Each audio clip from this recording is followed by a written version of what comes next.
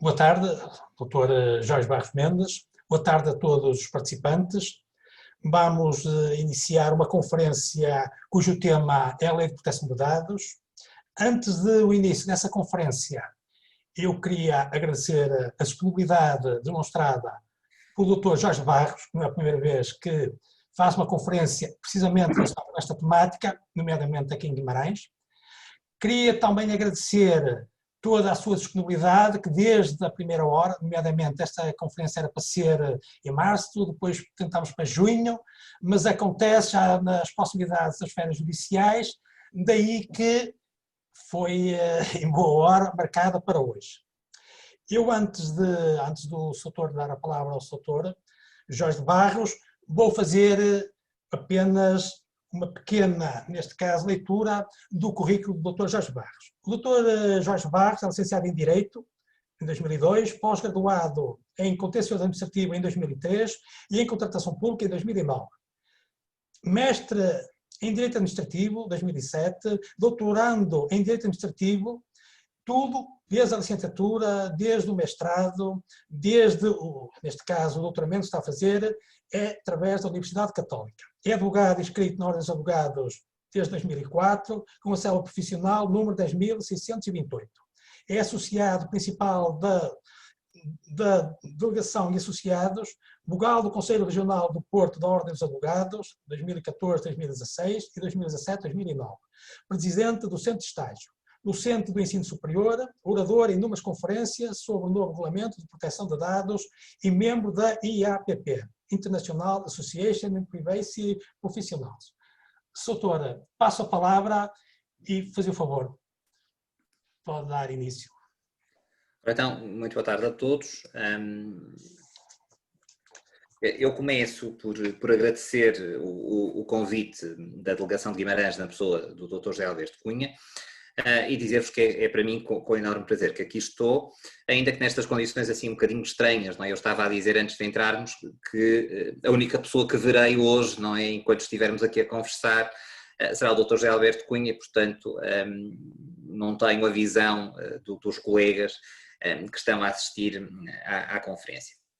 Como o Dr. José Alberto Cunha disse, nós tínhamos programado esta conferência para março e, portanto, depois a situação pandémica obrigou ao reagendamento, o que também leva a que, em termos de proteção de dados, eu tenha feito aqui algumas alterações àquilo que queria dizer aos colegas, ou que tinha preparado aos colegas para dizer em março, porque irei, inevitavelmente, depois trazer aqui algumas questões problemáticas que se levantam agora com a questão do Covid-19 e a questão da proteção de dados. Eu começaria por falar aos colegas da Lei 58/2019, e a Lei 58/2019 é a nossa Lei Nacional de Proteção de Dados, uma lei que fez um ano no dia 8 de agosto, e que verdadeiramente nós ouvimos falar muito pouco dela. Nós falamos muito do Regulamento Geral de Proteção de Dados em 2018, e depois a lei nós fomos esquecendo, não é? Nem nos apercebemos que verdadeiramente há alguns de nós que ela foi publicada e que está a ser aplicada, e portanto a lei vem complementar muito o regulamento, sendo certo que traz alguns problemas de aplicação prática. Problemas esses que a Comissão Nacional de Proteção de Dados, através da deliberação 494 de 3 de setembro do ano passado, veio levantar. E, portanto, nós aqui na Lei Nacional, o conselho que começo por dar nós temos efetivamente a Lei Nacional, muitos dos artigos da Lei Nacional, eles são válidos, há outros artigos cuja validade é manifestamente duvidosa, nomeadamente, como vamos ver, a questão das contraordenações e das coimas que são previstas na Lei Nacional, que violam o Regulamento Geral de Proteção de Dados, e a Comissão Nacional de Proteção de Dados aquilo que veio dizer foi taxativamente: nós não vamos aplicar a Lei Nacional neste ponto e vamos aplicar o Regulamento Geral de Proteção de Dados. E, portanto, isto para nós, advogados, é manifestamente importante, para perceber até que conselhos é que vamos dar aos nossos clientes a quando do momento da implementação. Eu, em relação à lei nacional, começava por chamar a vossa atenção para o artigo 4º desta lei 58 de 2019, o artigo 4º traz aqui problemas. Porquê? Porque, desculpem, o artigo 4 do regulamento, que vem dizer o que são dados pessoais e depois qual é o âmbito da aplicação da lei do Regulamento Geral de Proteção de Dados, e aquilo que vem dizer este artigo 4 do RGPD é que, em termos de âmbito de aplicação, as regras relativas à proteção de dados vão-se aplicar a todos os tratamentos de dados pessoais realizados no território nacional.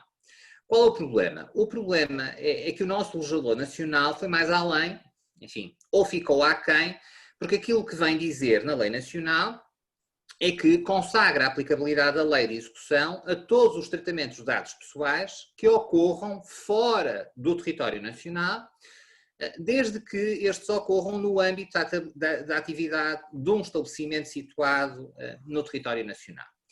E porquê que eu digo que o legislador nacional ficou aquém? Porque se esqueceu daquilo que o regulamento vem criar, a expressão do estabelecimento principal, no artigo 4º, número 16 do regulamento, porque de outra forma, tal como está expressamente previsto este âmbito de aplicação da lei nacional, não podemos aplicar o Regulamento Geral de Proteção de Dados porque o legislador nacional esqueceu-se de uma coisa que o regulamento veio criar, que foi o balcão único. Ou seja, para os colegas que não estarão tão familiarizados com a questão do regulamento, basicamente, se nós tivermos uma determinada empresa ou organização, para usar a terminologia do regulamento, que tenha estabelecimento principal, imagina, em Espanha, e verdadeiramente tenha filiais em Portugal e em França, se for aberto processo de contraordenação por violação de proteção de dados, atendendo a este princípio do balcão único, nós teremos as 3 autoridades administrativas independentes, a CNPD, a EPD e a CNIL, no exemplo que eu dei, a determinar a aplicação da contraordenação. E, portanto, desta forma, tal como está redigida a lei nacional, nós temos aqui claramente um problema de tratamento transfronteiriço e, portanto, que vai criar aqui problemas manifestamente graves. A lei nacional vem dizer que a autoridade competente para fiscalizar em termos de proteção de dados, no artigo 3º, é a Comissão Nacional de Proteção de Dados. A este respeito, eu chamava aos colegas, a atenção dos colegas, que no dia 10 de setembro foi publicado na segunda série do Diário da República o Regulamento 757/2020, que vem regular a organização e o funcionamento dos serviços da Comissão Nacional de Proteção de Dados, e, portanto, em que nós percebemos agora verdadeiramente que a Comissão é uma verdadeira autoridade administrativa, composta pelo Presidente, que no caso até é uma Presidente. É criada a figura do secretário, que estava ausente, existia, mas não estava criada verdadeiramente no papel em termos de fiscalização. Cria o fiscal único e, como órgão também da Comissão, o encarregado de proteção de dados, como não poderia deixar de ser. Nós já vamos ao encarregado de proteção de dados, mas de facto, verdadeiramente nós temos aqui a Comissão, agora com todo o seu regulamento de organização e de funcionamento. Este encarregado de proteção de dados, e o encarregado de proteção de dados, ele está expressamente previsto no artigo 37 do regulamento e no artigo 9º da lei nacional, tem criado muitas dificuldades. Isto porquê? Porque quer a lei nacional, quer o regulamento, de facto, não nos dizem expressamente ou não nos dizem de uma forma manifestamente clara quando é que nós temos que ter um encarregado de proteção de dados. Ou seja, o artigo 9º remete para o artigo 37 do regulamento, diz-nos que o encarregado de proteção de dados é designado com base nos requisitos previstos no número 5 do artigo 37, não carecendo de certificação profissional para o efeito, e depois diz-nos o número 2 que, independentemente da natureza da sua relação jurídica, o encarregado de proteção de dados exerce a sua função com autonomia técnica perante a entidade responsável pelo tratamento ou pelo subcontratante. O regulamento, basicamente, em relação ao encarregado de proteção de dados, dá-nos algumas pistas. Diz-nos que esta figura nova que é criada, para ser designado, ou quem for designado, tem que ter conhecimentos especializados no domínio do direito e da prática de proteção de dados. E, portanto, a uma determinada altura, colocaram-se várias questões em saber, mas então, quem é que pode ser encarregado de proteção de dados?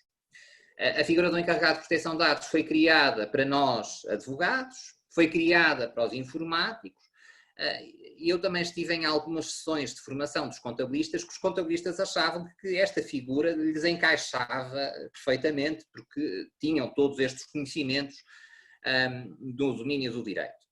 E eu acho que foi por ter dito que eles não tinham os conhecimentos suficientes no domínio do direito para exercerem estas funções de encarregado de proteção de dados, que nunca mais fui convidado para dar formação na OCC. Mas, verdadeiramente, o que é que nós temos que ter aqui em atenção a esta figura? O encarregado de proteção de dados é responsável dentro da organização por tudo aquilo que acontece em termos de tratamento de dados verdadeiramente, e isto vai implicar que ele tenha um grande domínio sobre o tratamento que é dado dentro da organização. Perguntam muitas vezes, mas então, como é que nós sabemos isto? Ou por outra, como é que nós sabemos que vamos precisar do encarregado de proteção de dados? Há umas guidelines do grupo de trabalho do artigo 29, que o Comitê Europeu da Proteção de Dados mantém em vigor, que nos dão linhas de orientação dizendo, bem, se houver um tratamento regular e sistemático de dados, se efetivamente forem tratados dados manifestamente específicos, nomeadamente dados sensíveis, ou se houver um tratamento em que haja definições de perfil com estes dados, as organizações necessitarão de um encarregado de proteção de dados. Obviamente que eu só saberei se preciso ou não preciso, enfim, se nós falarmos de um hospital, de uma clínica, eu taxativamente direi precisa obrigatoriamente um encarregado de proteção de dados, está a fazer tratamento de dados sensíveis, nós temos o artigo 9 do regulamento e, portanto, não há dúvida absolutamente nenhuma. Para outro tipo de organizações, nós só vamos conseguir concretizar, nomeadamente o artigo 9 e o artigo 37 do regulamento, 9 da Lei Nacional e 37 do regulamento, depois de fazermos aquilo que se chama, em proteção de dados, o mapeamento dos dados. Ou seja, o que é que eu tenho que saber? Que dados é que existem dentro da organização, qual é o tratamento de dados que é feito e qual é a finalidade verdadeiramente da utilização desses dados. Se quiserem um exemplo prático, se eu tiver uma loja de roupa e, portanto, se houver associada ao cliente qualquer cartão de fidelização, e, portanto, eu por ter o cartão, eu tenho um sistema de pontos e tenho descontos e recebo informação de todas as promoções e afins, se aquela loja vende diversos produtos, mas imaginem que eu naquela loja só compro camisas e só recebo publicidade relativa às camisas, que é aquilo que eu compro regularmente naquela loja, eu tenho aqui claramente uma definição de perfil em termos de proteção de dados. E, portanto, o que é que nós vamos ter que ver? A quantidade de dados que existe dentro da organização e, eventualmente, poderá ou não poderá precisar da figura do encarregado de proteção de dados. Qual é o grande problema aqui da figura do encarregado de proteção de dados para nós, advogados?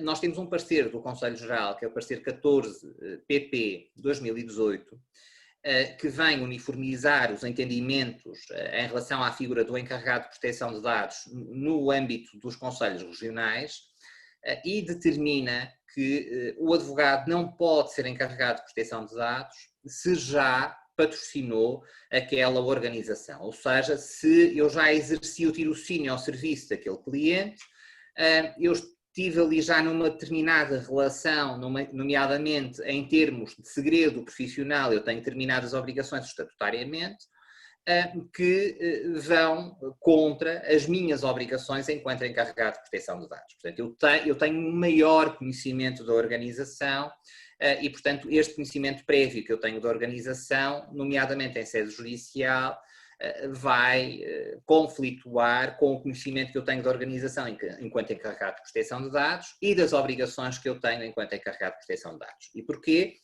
Porque uma das obrigações, eu estou obrigado na qualidade de encarregado de proteção de dados ao dever de segredo, diz o artigo 9º, e ao dever de confidencialidade, mas também estou no âmbito do regulamento obrigado quando eu, na qualidade de encarregado de proteção de dados, não concordo com o tratamento que está a ser feito naquela organização, eventualmente dou um parecer negativo a um determinado tratamento, e se a organização entende fazer o tratamento de dados, aquilo que manifestamente eu, na qualidade de encarregado de proteção de dados, posso fazer é apresentar queixa à Comissão Nacional de Proteção de Dados do tratamento que está a ser feito.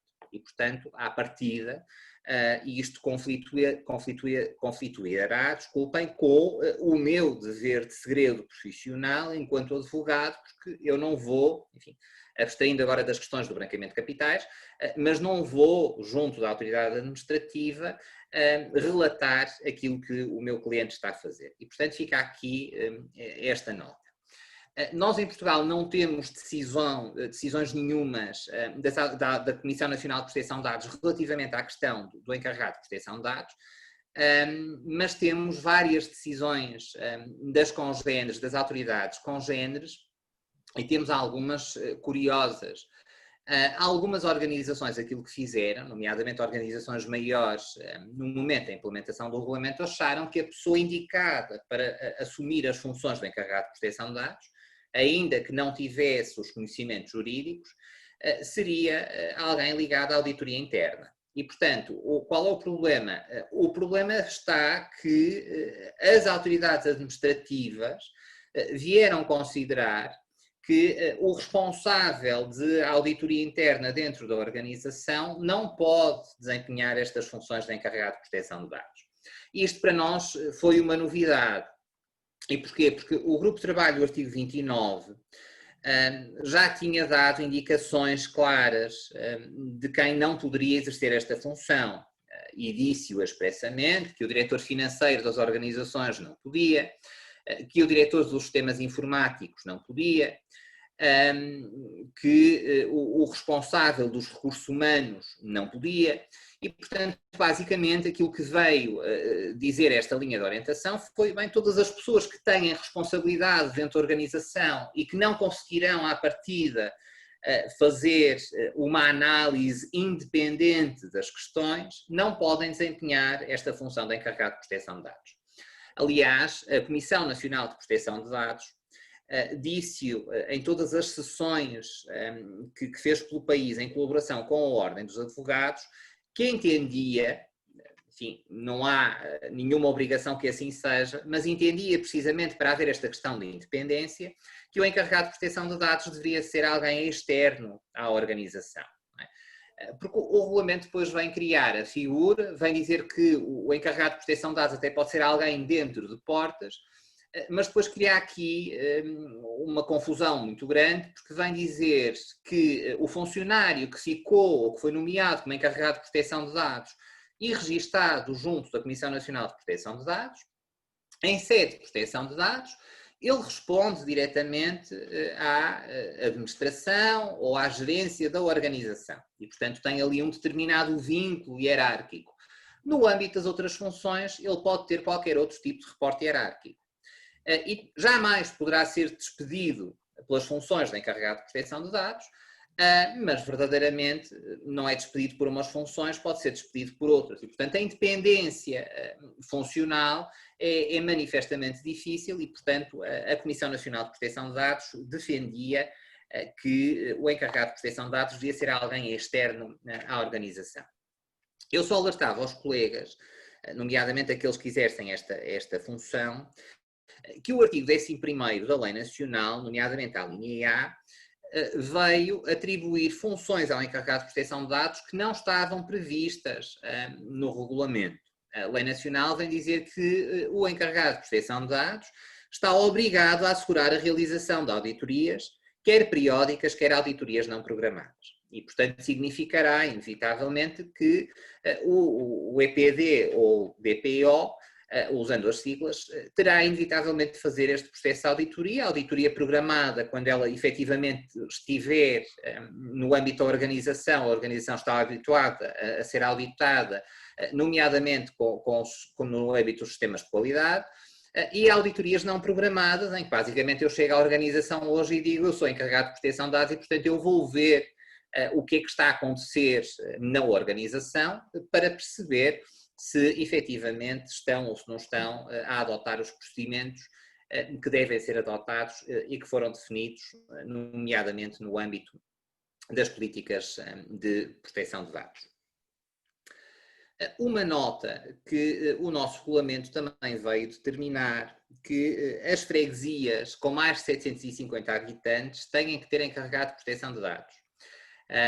Também é novidade, porque nós no regulamento geral de proteção de dados não tínhamos esta obrigação, e colocou-se muito, antes de termos lei nacional, perceber que tipo de tratamentos é que eram feitos e, portanto, se era ou se não era obrigatório a existência, e de facto a lei nacional veio resolver o problema e vem determinar que é obrigatório. Chamo só a vossa atenção para o artigo 12, número 4 e número 6, porque vem determinar que o encarregado de proteção de dados ele pode ser designado para vários ministérios ou áreas governativas, secretarias regionais, autarquias locais ou outras pessoas coletivas públicas, sendo certo que o encarregado de proteção de dados de uma entidade pública que tenha atribuições de regulação ou controlo não pode exercer essas funções simultaneamente em entidade sujeita ao controlo ou inserida no perímetro regulatório daquela entidade, não é? Que é uma coisa que faz sentido, porque manifestamente se eu sou encarregado de proteção de dados da autoridade que controla, eu depois, não é, tenho conhecimento de determinado tipo de informações e, portanto, está colocada em causa a minha independência. Só dizer aos colegas que a Comissão Nacional de Proteção de Dados não vai fiscalizar a qualidade do encarregado de proteção de dados no momento do registro, e portanto é o registro feito no site em que nós preenchemos basicamente espaços, dizemos quem somos, se temos ou se não temos, desempenhamos as funções de encarregado de proteção de dados em mais entidades ou não, do mesmo grupo ou fora do grupo, se somos funcionários ou somos prestadores de serviços externos, estamos a tempo inteiro ou a tempo parcial a desempenhar a função, é atribuído um código e, portanto, o encarregado de proteção de dados fica registado. A Comissão Nacional de Proteção de Dados irá fazer a fiscalização no momento posterior, ou seja, se houver necessidade de vir a falar com aquele encarregado de proteção de dados, não é?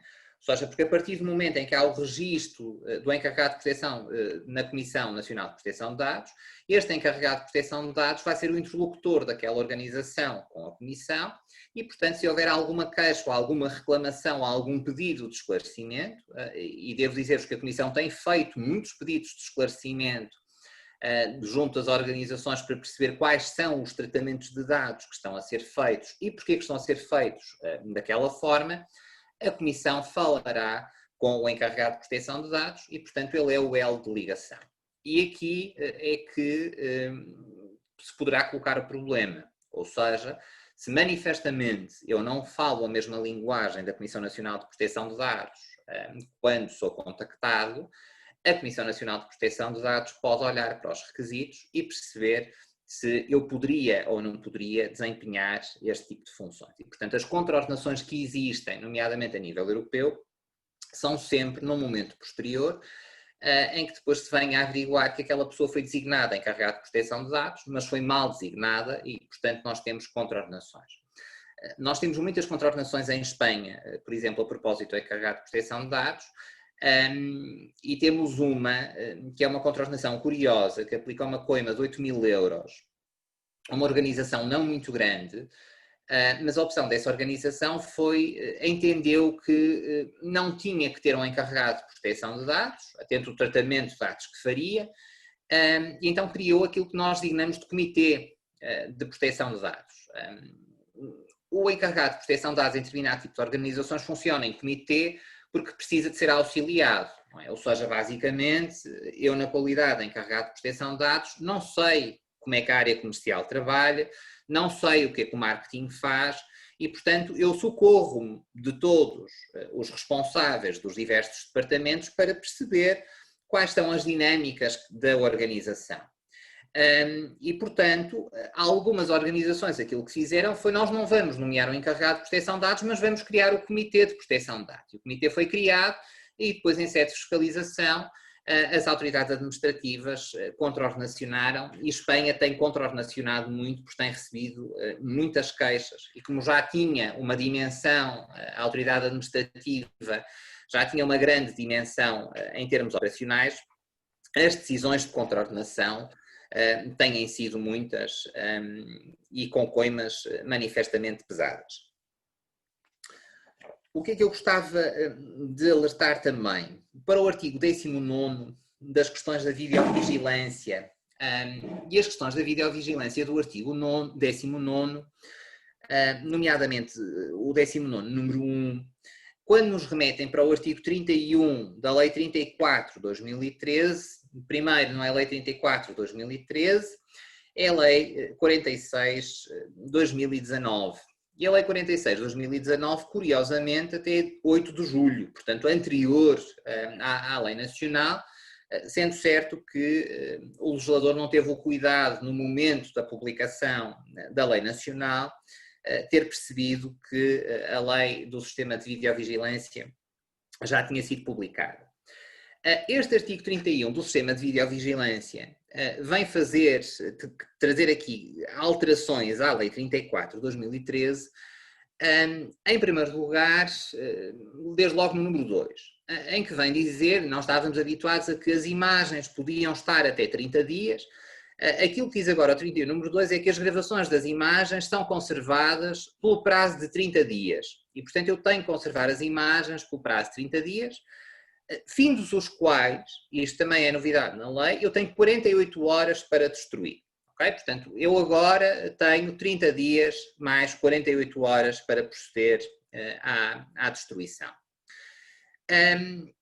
E nos locais objeto de videovigilância eu tenho que afixar informação. Nós estávamos habituados, porque o decreto-lei, a lei anterior até tinha depois uns modelos de layout com aquilo que era obrigatório, tudo isso foi revogado, e eu agora tenho só que ter uma menção a dizer que, para a sua proteção, diz a linha B do número 5 desta Lei 46/2019, para a sua proteção este local é objeto de videovigilância. E depois tem, obviamente, que indicar qual é a entidade de segurança, se ela existir, ou seja, em termos de tratamento de dados, quem é o responsável pelo tratamento, e nos locais objeto de videovigilância eu afixo esta norma, a indicação, e tenho também, nesta afixação, que dizer que o titular dos dados, portanto, aquele cuja imagem é captada,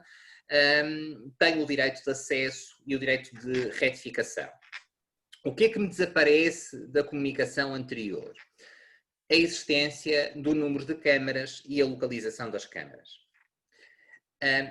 Isto não significa que, no âmbito das relações laborais, eu não esteja obrigado a dizer ao trabalhador onde estão as câmaras de videovigilância, porque essa obrigação mantém-se no Código de Trabalho. Okay? Portanto, faço esta alerta porque tem sido suscitada a questão de concordância e, portanto, não houve revogação absolutamente nenhuma. No âmbito das relações laborais, eu tenho até, em sede de fiscalização da ACT, que demonstrar ao ACT de que forma é que informei os colaboradores de que efetivamente há um sistema de videovigilância e quais são as respectivas finalidades. Ora, quando eu tenho um sistema de videovigilância, eu tenho que perceber que imagens é que manifestamente eu estou a captar. Okay? Falo em imagens porque eu não posso captar som, exceto se é autorizado pela Comissão Nacional de Proteção de Dados. Okay? E isto está clarificado quer na Lei 46/2019, quer na Lei Nacional de Proteção de Dados. Não há captação de som, só há captação de imagem. E, portanto, eu tenho que ter aqui alguns cuidados. Nesta captação de imagem, eu também tenho que ter cuidado, nomeadamente se não estou a extravasar aquilo que posso eventualmente filmar. E aí, se voltarmos à Espanha mais uma vez, temos N condenações da Autoridade Espanhola de Proteção de Dados, nomeadamente nas relações de vizinhança, em que é muito normal agora eu ter uma câmara de videovigilância apontada para a minha porta, só que ela capta a entrada de minha casa, capta a rua e capta quem? Capta a entrada do vizinho. E, portanto, eu consigo ver quem é que entra em casa do vizinho e, portanto, há várias contraordenações em Espanha neste sentido. Em Portugal, nós temos muitas contraordenações já da Comissão Nacional de Proteção de Dados, porque pela ausência destas indicações de que há a captação de imagem dentro da organização, por um lado, e por outro lado, o sistema de videovigilância vai obrigar, inevitavelmente, a que seja desenvolvida uma avaliação de impacto de proteção de dados, para perceber se há risco ou se não há risco em termos de proteção de dados. E, portanto, eu tenho inevitavelmente que ter isto, não tendo isto, vou ter problemas depois com a Comissão Nacional de Proteção de Dados. Artigo 21º, no âmbito do prazo de conservação dos dados pessoais. Este é um grande problema para nós. E porquê? Nós em Portugal temos prazos manifestamente diferentes para tudo.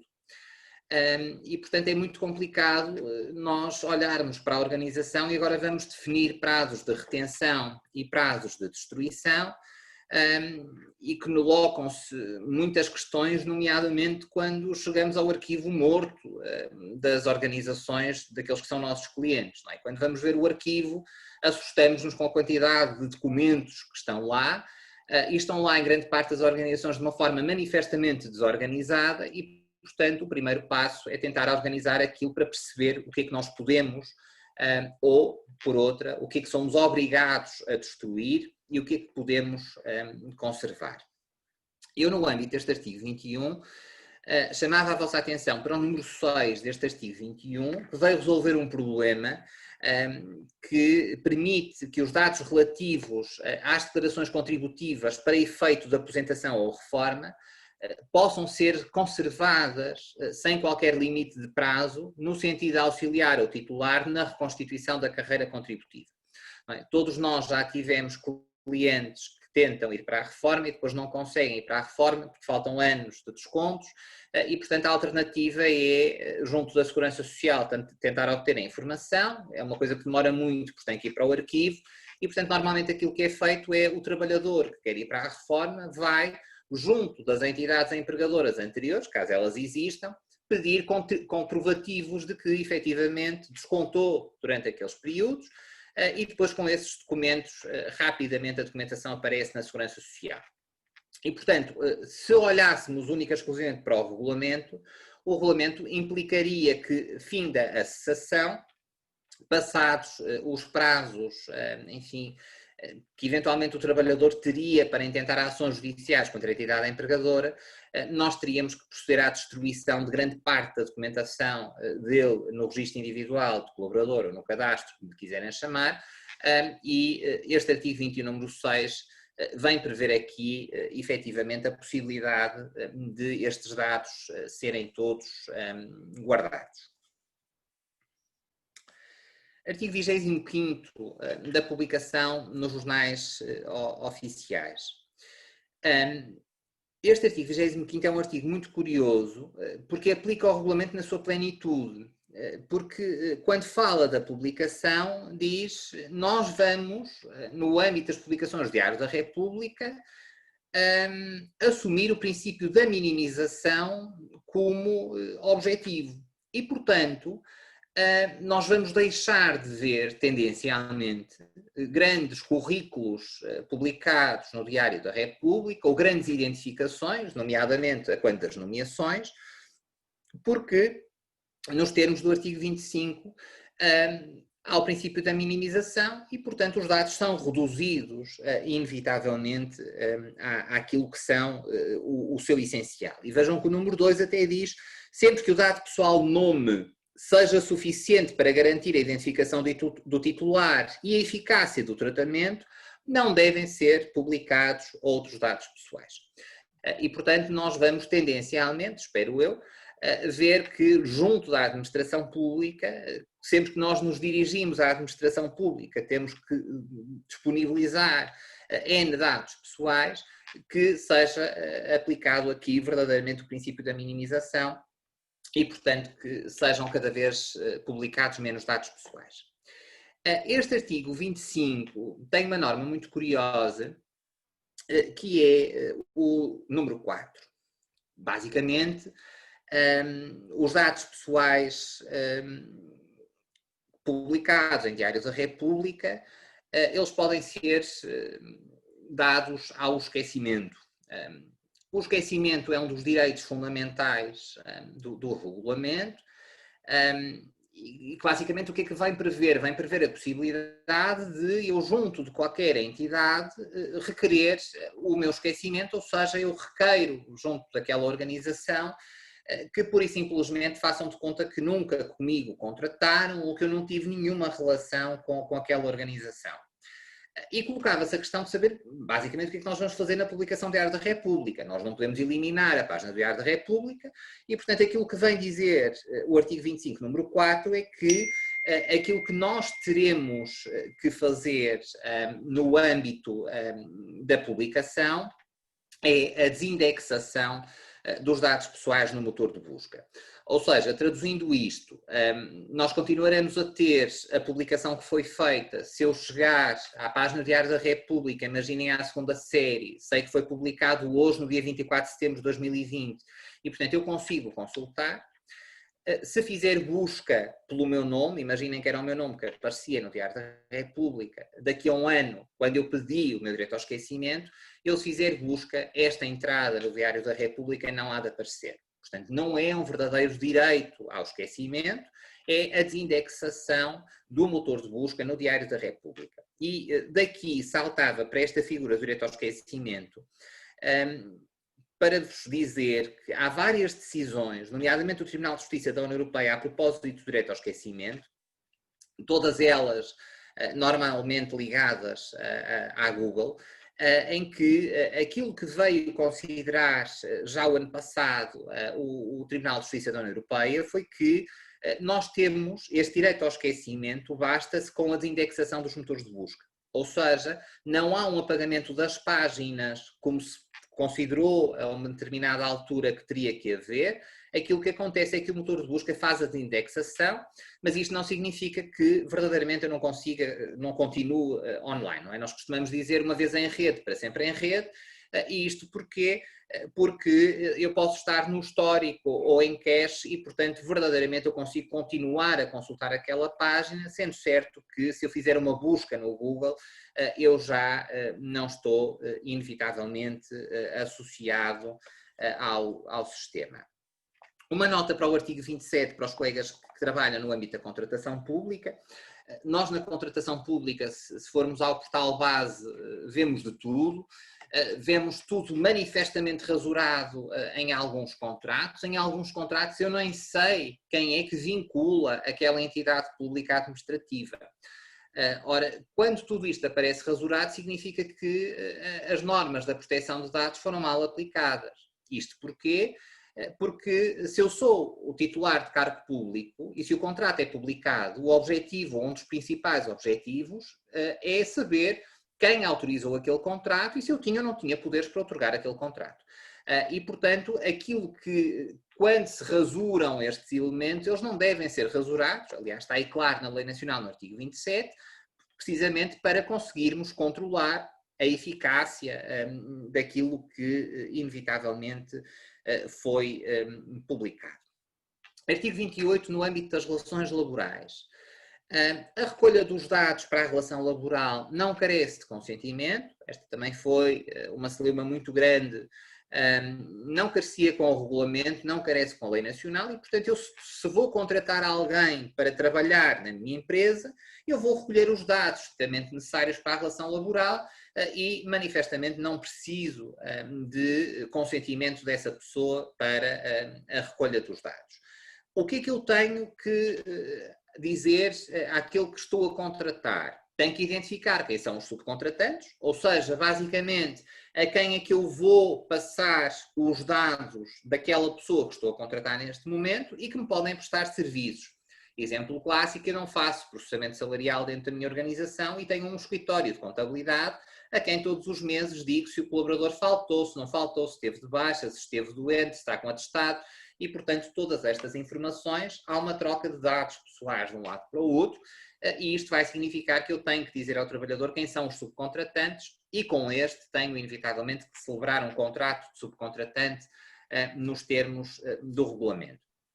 O que é que queria alertar-vos aqui? A Lei Nacional vem dizer aquilo que sempre foi defendido em termos de tratamento de dados pessoais, é que o consentimento do colaborador não constitui requisito de legitimidade, exceto se, e diz a Lei Nacional, houver uma vantagem económica para o trabalhador. Exemplo clássico, eu posso ter um e-mail a felicitar o colaborador, a dizer muitos parabéns, o António hoje faz anos e, portanto, manda um e-mail para a organização toda? Não posso. Ou tenho consentimento do colaborador para dizer a toda a gente que ele faz anos, ou então, manifestamente, eu não posso fazer este tratamento de dados. Se eu tiver uma política interna de recursos humanos em que no dia de anos aquele colaborador não trabalha porque a organização oferece-lhe o dia e, portanto, tem mais um dia de férias e em vez dos 22 tem os 23, eu posso fazer este tratamento de dados. Porquê? Porque o trabalhador obtém uma determinada vantagem económica. Não posso divulgar pelos outros que ele faz anos, mas posso lhe dizer amanhã faz anos e, portanto, não vens inevitavelmente trabalhar.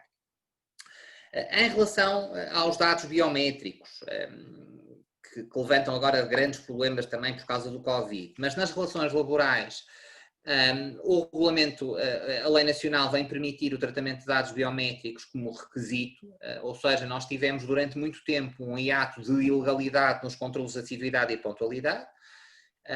Isto porquê? Porque todos os controlos de assiduidade e pontualidade que fossem por dados biométricos, seja pela impressão digital do dedo, seja pelo reconhecimento facial ou o íris, eram proibidos ao abrigo do regulamento, porque o regulamento aquilo que diz é eu proíbo, exceto se a lei nacional vier a autorizar, e a nossa lei nacional demorou manifestamente muito tempo a ser publicada, levanta muitos problemas e nós continuamos com vários sistemas informáticos ilegais nas organizações, porque há mais dados biométricos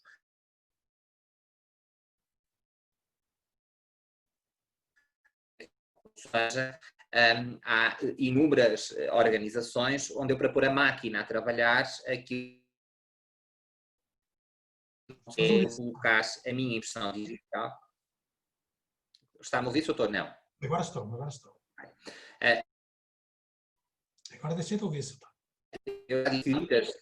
Há muitos sistemas informáticos em que, para a máquina começar a trabalhar, eu tenho inevitavelmente que colocar não trabalho. E, portanto, estes sistemas estão manifestamente ilegais ao abrigo do regulamento e da lei nacional, porque a lei nacional, enfim, não se percebe muito bem porquê, porque o legislador nacional foi alertado por estas circunstâncias, mas o que é facto é que não os regulamentou.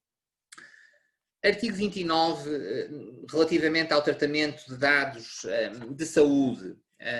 O acesso é por forma eletrónica, há um princípio da necessidade, e eu queria chamar a vossa atenção para o 29, número 6, porque toda a gente acha, eu próprio também, a uma determinada altura, não tinha fé nesta norma, e esta norma vem dizer que o titular dos dados deve ser notificado, ou seja, nós, na qualidade de titular dos dados, seremos notificados de qualquer acesso realizado aos dados pessoais, cabendo ao responsável pelo tratamento assegurar a disponibilização desse mecanismo de rastreabilidade e notificação. Eu posso dizer-vos que passei a ter fé na norma porque recebi uma notificação que um determinado médico acedeu à minha ficha clínica do Serviço Nacional de Saúde e identifica o e-mail que eu recebi, identifica inclusivamente o profissional de saúde. Não percebo porque é que ele acedeu, porque não é sequer meu médico e, portanto, também já fiz a pergunta, estou à espera de resposta. Mas o que é certo é que o sistema está a funcionar e, portanto, quando há um profissional médico que vai aceder aos dados e, portanto, eu não estou sequer em consulta, aquilo que origina o sistema é uma notificação imediata ao titular dos dados a dizer que o ABC acedeu aos dados clínicos e identifica o profissional de saúde que até identificava, no meu caso em concreto, o local onde os dados foram acedidos. E, portanto, manifestamente a coisa está a funcionar. Contraordenações, artigo 37, artigo 39, e portanto aqui é que começam basicamente os problemas. O artigo 37 diz que a negligência não é punível.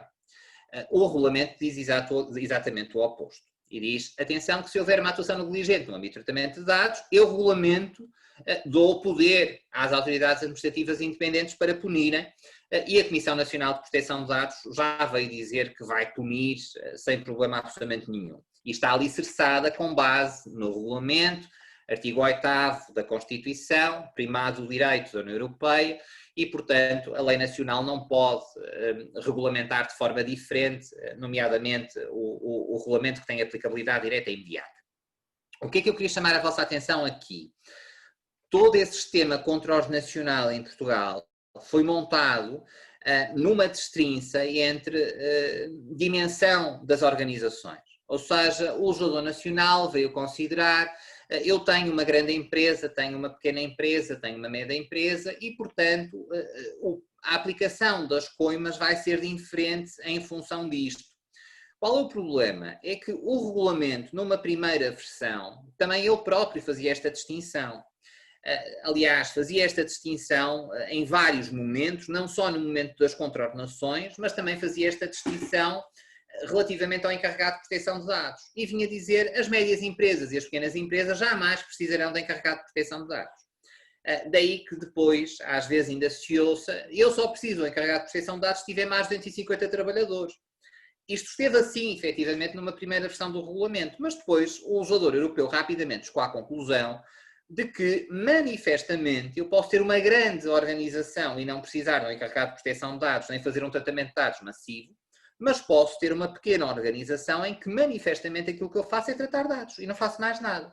Se olharmos para um call center qualquer, eu posso ter 5 pessoas e estas 5 pessoas, inevitavelmente, estão a fazer tratamento de dados pessoais porque passam o dia com o telefone a ligar, inevitavelmente, para os seus clientes. E, portanto, há tratamento de dados e a Comissão Nacional de Proteção de Dados já veio dizer que, enquanto autoridade de controlo, é como se estas normas da contraordenação não existissem e, portanto, vai aplicar as regras que estão expressamente previstas no regulamento. O que é que eu gostava de chamar a vossa atenção agora em período de Covid? 2 notas muito breves, até porque eu propus-me não passar muitos dos 45 minutos e já passei. Medições de temperatura, por um lado, e aquilo que nós temos assistido, nomeadamente esta semana, com grandes reportagens a abrir com destaque nos telejornais, controlos que estão a ser feitos, por exemplo, nas universidades, em que o estudante, o professor e o funcionário chegam à universidade, passam o cartão para permitir o acesso, e portanto nós temos um controle de acesso, nomeadamente para perceber, não é, quem está dentro das instalações, e há uma medição de temperatura através de câmaras que estão colocadas no edifício. A nossa Comissão Nacional de Proteção de Dados veio dizer logo em abril, atenção, que isto não pode inevitavelmente acontecer, ou seja, não pode haver medições de temperatura com rastreabilidade. A Comissão vai mais longe e vem dizer que não pode haver medição de temperatura, ponto. Nós depois tivemos algumas autoridades administrativas a admitir que pudesse haver alguma medição de temperatura, mas não houvesse rastreabilidade de quem é, ou seja, eu chego ao local, é medida a temperatura, mas verdadeiramente não é tomado nota da temperatura que eu tinha quando acedo àquelas instalações. Ora, estes sistemas, eles estão a assumir que eu, Jorge Barros Mendes, tinha uma temperatura 36,4 e entrei naquelas instalações, imaginem, às 18h20. Não é? E, portanto, está a ser feito, inevitavelmente, o registro. Para isto ser feito, tem que haver uma avaliação de impacto de proteção de dados, seguramente, para analisarmos o risco da existência e como é que o sistema está montado, e tenho sérias dúvidas da legalidade disto.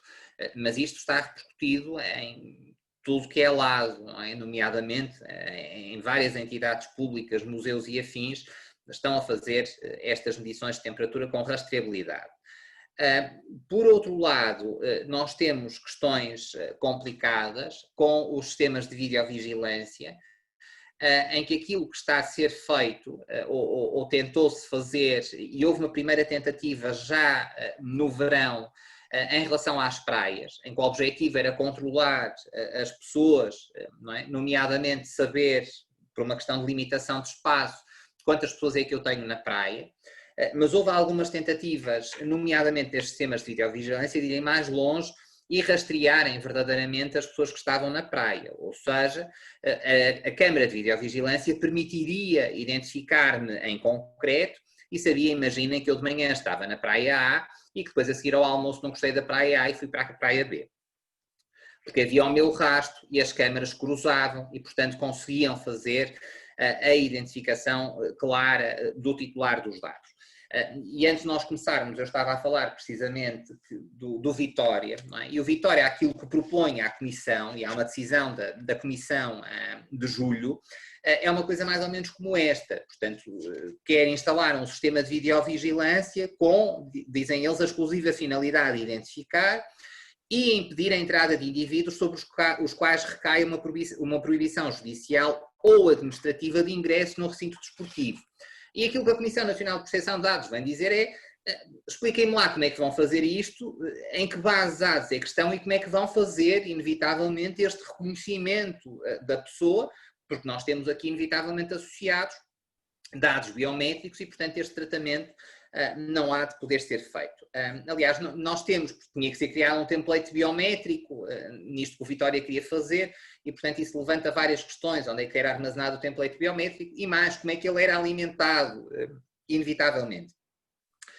Nós temos isto a funcionar em pleno na China, em que verdadeiramente se sabe, não é? E há reportagens, por exemplo, há uma reportagem da CNN belíssima e outra da NBC, em que basicamente nós temos jornalistas que chegam ao território, são colocados no sistema informático como sendo procurados e em 7 minutos depois, andando na rua, eles são encontrados.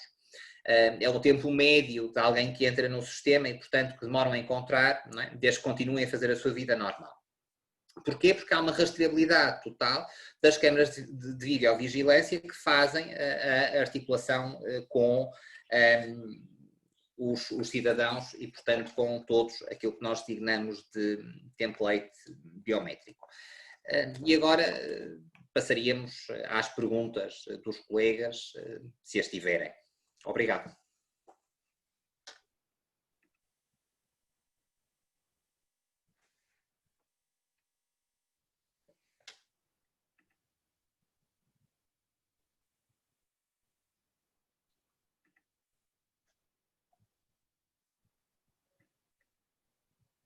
Dr. José Alberto Cunha. Não tenho, doutor. Não sei se aqui há alguém...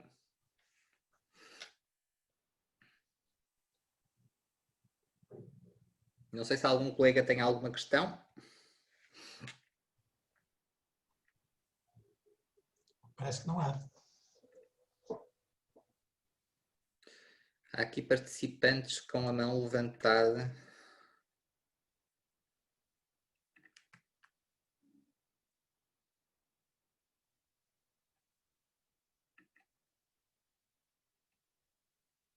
Doutora Paula Sofia.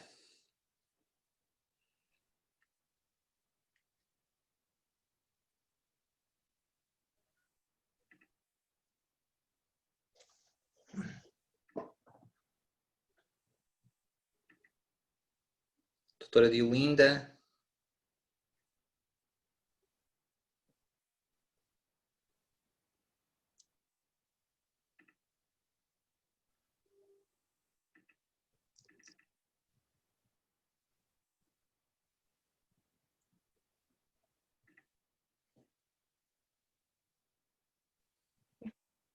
Estou? Estamos a ouvi-los. Ouvir? Perfeitamente. Estão a ouvir? Pronto. Desde já, boa tarde. Muito gosto em ouvi-lo.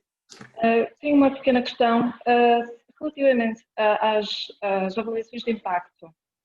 Se a empresa tiver obtido uma autorização para ter as câmaras de videovigilância, necessita ainda assim agora de pedir uma avaliação de impacto para a utilização das mesmas? Mas, se as câmaras de videovigilância foram instaladas ainda ao abrigo da lei anterior e, portanto, era necessário o pedido de autorização junto da Comissão, a Comissão autorizou e não houve nenhuma alteração em relação ao pedido primitivo, não tem que fazer avaliação de impacto. Se efetivamente foram aditadas câmaras ou mudadas de sítio ou alterada a própria câmara em si, o aparelho, não é? Nós tínhamos muitas câmaras que eram direcionadas e agora temos aquelas câmaras que se designam de olho de boi, não é? E, portanto, basicamente elas rodam, são aquelas que nós vemos nos estabelecimentos comerciais, não é? E, portanto, basicamente nós conseguimos ver todo o espaço, aí sim tem que fazer avaliação de impacto. Muito bem. E já agora, uma outra questão também, relativamente ao identificar os subcontratantes na relação laboral, quando os dados são partilhados para outras empresas, para tratar de questões do contrato, do que for, a companhia de seguros, por exemplo, tem de ser específica a indicar qual é essa entidade ou basta-me indicar, por exemplo, que os dados são transmitidos para a companhia de seguros com quem é celebrado o seguro de acidentes de trabalho, por exemplo, ou as entidades parceiras comerciais que tratem das questões relacionadas com a gestão de recursos humanos, por exemplo. Tem que ser específica ou basta algo mais geral? Eu vou dividir em dois momentos. Em relação à companhia de seguros, eu não vejo necessidade de ser específico, porque o nome da companhia de seguros e a apólice é obrigatório no contrato, não é requisito normal, e depois há de aparecer inevitavelmente nos recibos de vencimento. Não é? E, portanto, é uma informação que o titular dos dados tem à partida. Em relação aos outros parceiros, vai ter que os especificar. E porquê? O regulamento dá o poder ao titular dos dados de ir junto destes parceiros, portanto, as entidades subcontratantes, e fazer perguntas. E, portanto, eu para me dirigir, eu tenho que saber quem é. Não é? Ou seja, não pode dizer é um parceiro habitual, eu não sei quem são os parceiros habituais. Obviamente que isto depois, em termos práticos, coloca-nos aqui alguns problemas, porque imagino que no momento da celebração do contrato eu digo o meu parceiro é 1, 2, 3, e depois o parceiro vai mudando. O que é que eu devo ter na organização? Ou faço esta notificação por e-mail, e portanto imagino que eu hoje trabalho com a empresa ABC em termos de formação profissional e amanhã vou trabalhar com outra, e portanto vou transferir os dados do colaborador. Ou faço esta informação por e-mail ou crio um local de estilo onde vou afixar as alterações que existam com os subcontratantes. Tem sempre que informar. Tem. Porque é um dos requisitos do regulamento. Porque se não informar, eu não sei, na qualidade titular dos dados, se posso, a quem é que vou fazer perguntas, não é? Porque é um dos poderes que o titular dos dados tem, é basicamente ir junto, imagino, do contabilista ou da empresa de formação e perguntar que dados é que tem, no âmbito daquela relação, quem é que trata os dados, como é que guarda estes dados, e tem que me dar essa informação. Portanto, eu tenho que saber onde é que os dados andam e como é que eles circulam. Muito bem. Okay. Obrigada. Era só. Obrigada.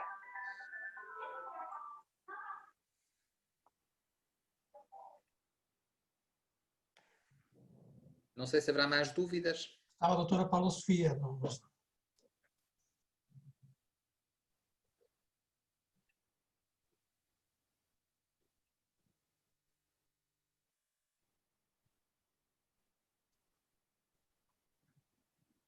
Acho que a doutora Paula Sofia...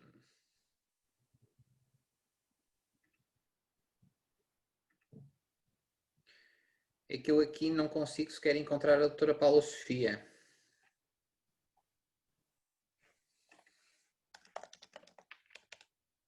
Eu acho que ela já não está.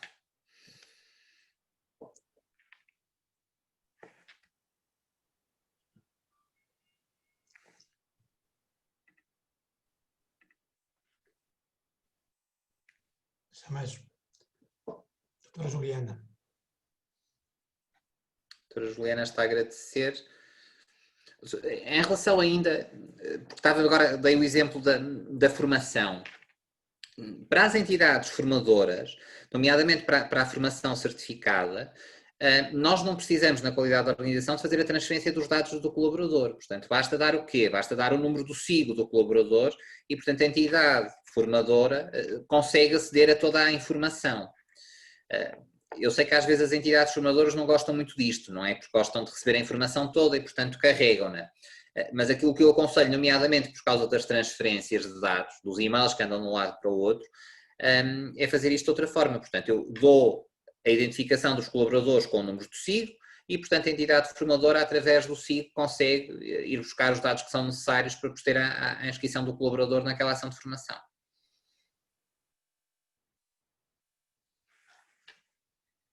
Parece que não há mais ninguém, doutor.